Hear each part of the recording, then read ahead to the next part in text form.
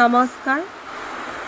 আজি আমি আলোচনা কৰিম মধ্যযুগৰ প্ৰাক শংকৰী যুগৰ শ্ৰেষ্ঠ কবি হেম সৰস্বতী দেৱৰ প্ৰহ্লাদ চৰিত্ৰ পাঠটিত। পাঠটিত কবিয়ে হিৰণ্যকশিপু আৰু ভক্ত প্ৰহ্লাদৰ তৰ্ক বিতৰ্কৰ পৰা আৰম্ভ কৰি হিৰণ্যকশিপুৰ বধলৈকে বৃত্তান্ত আগবঢ়াইছে। প্ৰহ্লাদ চৰিত্ৰ। প্ৰহ্লাদ হৈছে কয়াধু আৰু পিতৃ হিৰণ্যকশিপুৰৰ পুত্ৰ।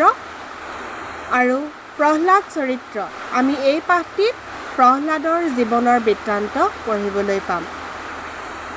হেন শুনি প্ৰহ্লাদে সুমৰে হৰি হৰি, মাধৱক গালি মই পাৰো কেন কৰি। বিষ্ণু ভক্ত প্ৰহ্লাদক বিষ্ণুৰ পৰা বিচলিত কৰাৰ বাবে পিতৃ হিৰণ্যকশিপুৱে অশেষ চেষ্টা কৰিছিলে আৰু প্ৰতিটো সময়তে বিষ্ণুৰ বিপৰীতে তেওঁ বেয়া বচন, বেয়া বাক্য, বেয়া কথা প্ৰহ্লাদৰ মনত সোমোৱাবলৈ চেষ্টা কৰিছিল। কিন্তু এয়া শুনি প্ৰহ্লাদে হৰিক সুঁৱৰিছে, মাধৱক গালি মই পাৰো কেন কৰি, আৰু কৈছে মাধৱক মই কেনেকৈ গালি পাৰিব পাৰোঁ। মাধৱেহে পিতা মাতা, মাধৱেহে প্ৰাণ, মাধৱেই মোৰ পিতা মাতা আৰু মাধৱেই মোৰ জীৱন। মাধৱত পৰে কোন বন্ধু আছে আন, মাধৱেই মোৰ পৰম বন্ধু আৰু আন বন্ধু নাই।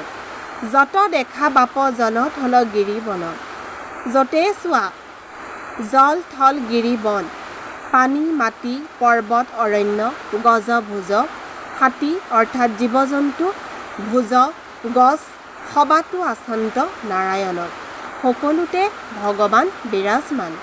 তুমি আমি আদি কৰি তিনিও জগত, তুমি বয় তিনিও জগতৰে, সৱাতে আচন্ত হৰি নোহোকে বেকত, সকলোতে হৰি দৃশ্যমান হৈ আছে। হিৰণ্যকশিপু বোলে, হিৰণ্যকশিপুৱে তেতিয়া ক'লে, শুনৰে বৰ্বৰ সেৰৌ মূৰ্খ, পুনৰ পি নিন্দিলোহু তুহুৰ উত্তৰ। তোৰ উত্তৰ শুনি তোৰ ভগৱানক মই পুনৰ নিন্দাইছোঁ।